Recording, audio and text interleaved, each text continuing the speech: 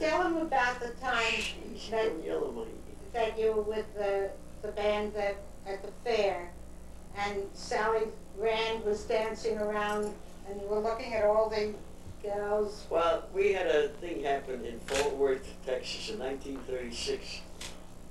I was working with Joe Venuti's Orchestra in a place called the Casa Vignana. And we played opposite the very famous Paul Whiteman. And we had in the show at the time, Bob Hope was an in-between act to tell jokes till they moved the scenery. And Sally Rand was the big star, who was the fan dancer. In those days, she was considered a big star because she had played at the World's Fair in Chicago. And they brought it to Fort Worth, Texas a few years later. She naturally was paid a lot of money. So the night before the fair opened, we had a very large rehearsal, and then we had a show, a preview. The preview was for only the press and important dignitaries of the city of Fort Worth. And when we all got together, we sat down and started to play. Sally Rand actually was in the nude, and she got up on stage to do her number. When what went on after that was a real circus. She screamed out and lay down on the floor. She just kept on yelling. Why? Because the one who took care of the lights had flashed, instead of a purple light on her nude body, they flashed a white light. Well, this was so that the crowd went wild because it exposed her right down to her toenails. So, Billy, don't yell in my ear. Billy Rose was the producer of the show. And naturally, he was a very famous person, being married to, at one time, Fanny Brice. And Eleanor Holmes. And he wrote so many great popular songs that everybody knew Billy Rose. And he was the producer of the World's Fair in Fort Worth, Texas. Well, he was a little guy, but he was so big, not in stature, but in his attitude.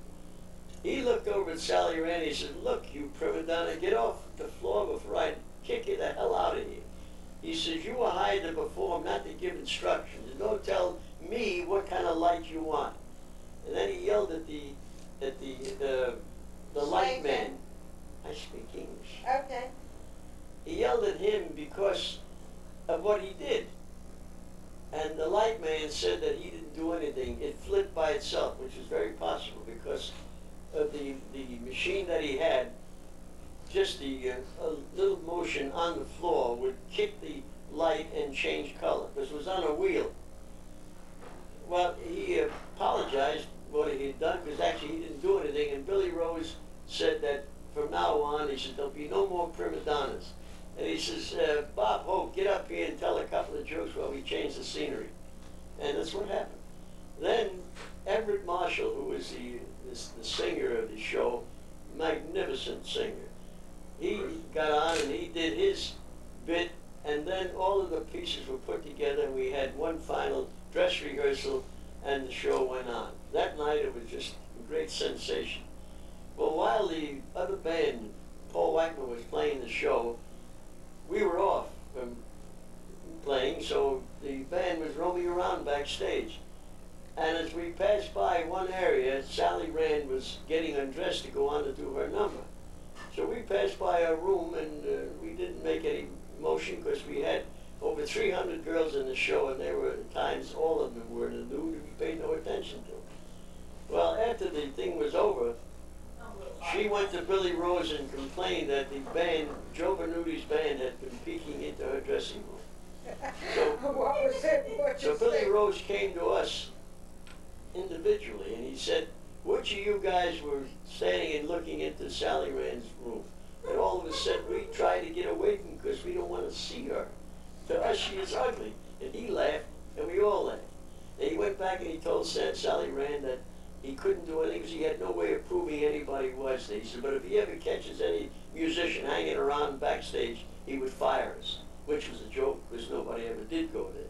We wanted to see naked women. There were 300 that we used to sit up on top of a big balcony, and it was in the open air, and people couldn't see what was going on because there was a big arena where all the girls used to come off.